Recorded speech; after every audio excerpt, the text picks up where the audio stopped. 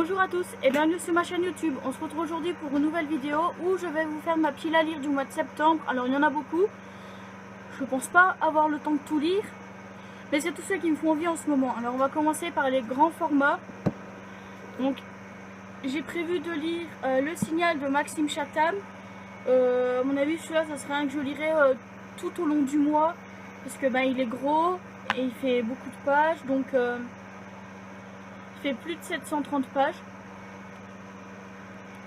Donc j'espère avoir le temps de le lire, sinon je me le garderai pour le mois d'octobre et je le lirai pour Halloween, on verra. Alors ensuite, putain je peux pas le poser. Alors ensuite il s'agit d'un livre que ma petite soeur m'a prêté, que j'aimerais bien lui rendre le mois prochain, donc en octobre ou mi-septembre, on verra bien. Donc c'est Riverdale Get Out of Town de Nicole Ostow, publié chez Hachette Roman. Donc c'est pas le premier tome sur la série, c'est le deuxième.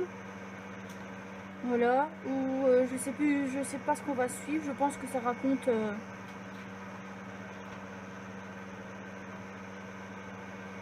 donc voilà, donc je pense que là c'est la suite de la saison 2, je pense, je suis pas sûre. Ouais, voilà, c'est sur la saison 2, donc, ou la saison 3, je sais plus.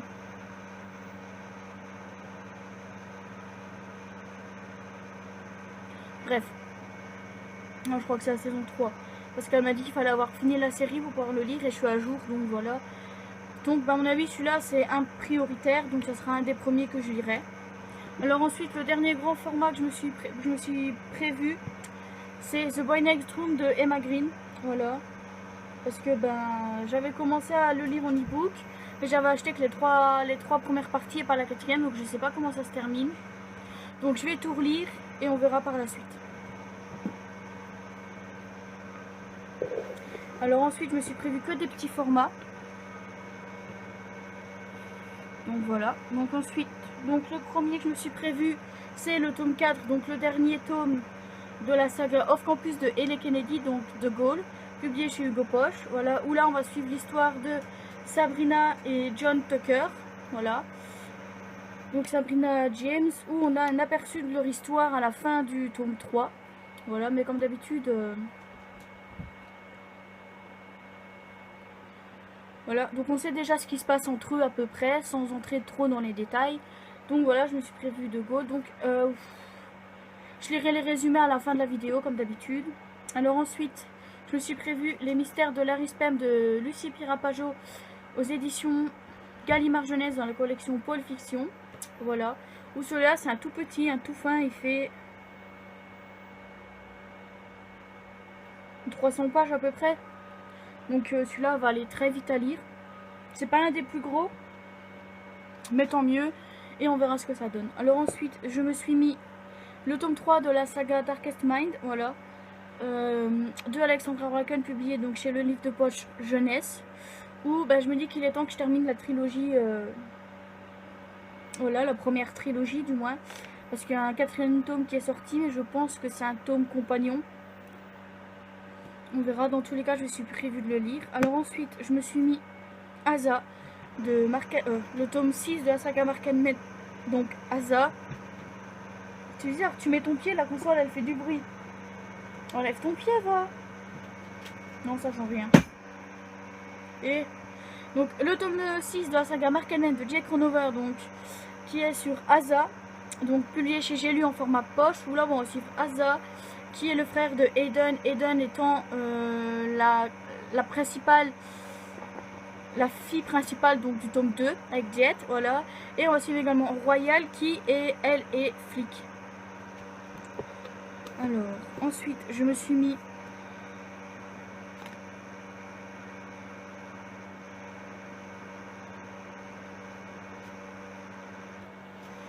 le premier tome donc sur Lucie Nebel, donc La Chambre des Morts.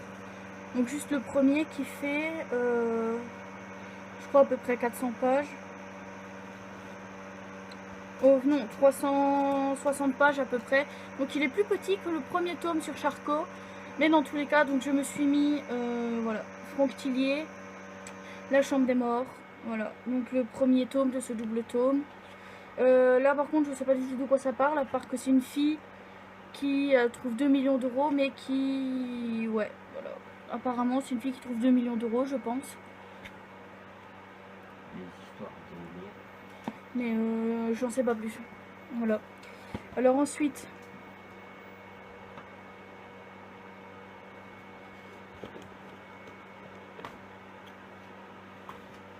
Ensuite, j'ai prévu de lire Avant le labyrinthe, l'ordre de tuer de James Dashner. Voilà, donc qui est le premier tome compagnon de la saga Le Labyrinthe. Voilà, donc il ira rejoindre ses petits compagnons quand il sera lu. Donc c'est avant donc tout ce qui s'est passé avec l'histoire de Thomas, Newt, etc. Alors donc c'est 13 ans, mais je lirai le résumé après. Alors ensuite j'ai prévu de lire Hybride le tome 1, Rage de Laurent Donner, donc chez Milady dans la collection Bitlit. Voilà. Et le dernier que j'ai prévu de lire ce mois-ci, enfin ce mois-ci, au mois de septembre, c'est le tome 1 des Chroniques lunaires de Marissa Meyer, donc qui est sur Cinder, publié chez PKJ dans la collection Best-Seller, donc la collection poche. Donc je vais commencer à vous lire les résumés à partir de celui-là. Humains et androïdes cohabitent tant bien que mal dans la ville de Néo-Beijing. Une terrible épidémie ravage la population. Dans l'espace, un peuple sans pitié attend son heure. Personne n'imagine que le salut de la planète Terre repose sur Cinder, brimée par son horrible belle-mère. Car la jeune fille, simple mécanicienne à demi humaine, détient sans le savoir un secret incroyable, un secret pour lequel certains seraient prêts à tuer.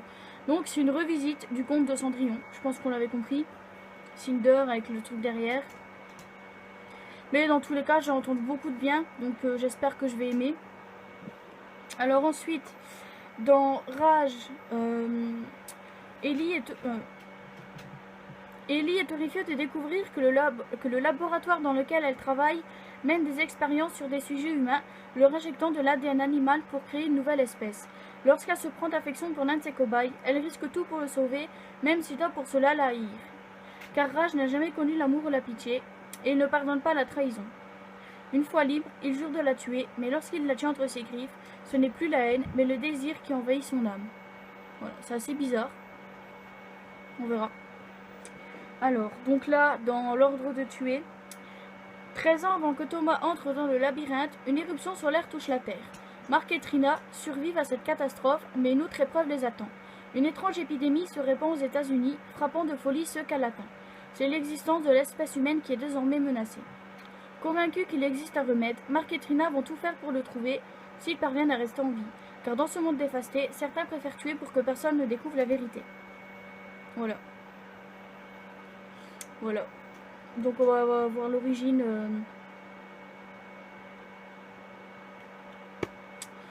de la maladie pour laquelle ils ont tous été enfermés dans le labyrinthe.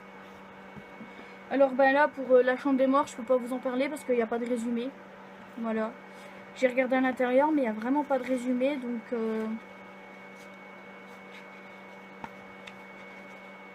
non bah tant pis. Alors ensuite on va passer à Asa. Donc Asa Cross revient à Denver où il retrouve sa sœur et où il occupe un poste de barman. Sa réputation le précède et c'est un éternel combat qu'il doit mener pour prouver qu'il a changé. S'il s'est montré sous un jour négatif par le passé, il n'est plus à présent un briseur de cœur ni un hors-la-loi. Et quand il se fait arrêter par Royal Hastings, une jolie policière, tout bascule. Irrémédiablement attiré par la jeune femme, Asa doit à tout prix redorer son image. Un rebelle a-t-il une chance de conquérir une femme de loi? Je pense que ça va être assez drôle de voir la policière et le criminel ensemble. Enfin, ensemble.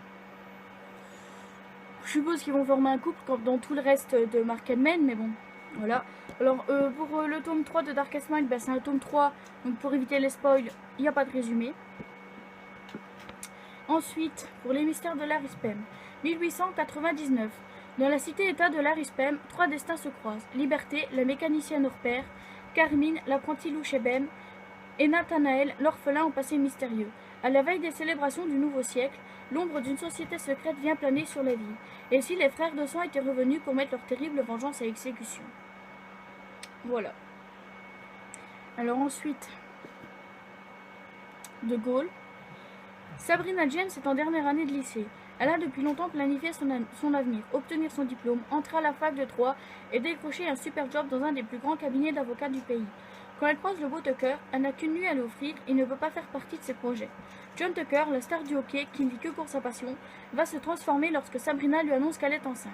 Il compte bien assumer son rôle de futur papa. Mais la jeune fille est têtue et ne veut accepter aucune aide de sa part. Il va falloir toute la ténacité de Tucker pour que petit à petit elle lui ouvre son cœur. Saura-t-il convaincre la belle et froide Sabrina que parfois mener un projet à deux est plus facile. Et c'est un beau pavé aussi, ce qui fait plus de 500 pages. Voilà. Complètement c'est. Mais quoi, j'aime bien lire des livres de 500 pages. Donc bah là, j'hésite à le dire parce que ceux qui n'ont pas vu Riverdale, bah, qui veulent le regarder vont être un peu spoilés. Mais en gros, c'est sur la saison 3. Voilà. Alors, pour le signal, la famille Spencer vient de s'installer à Maigan Falls. Jusqu'ici, tout va bien, un vrai paradis. Si ce n'était ces vagues rumeurs de sorcellerie, ces communications téléphoniques brouillées par des cris inhumains, ce quelque chose d'effrayant dans la forêt qui pourchasse les adolescents, et ce shérif complètement dépassé par des crimes horribles.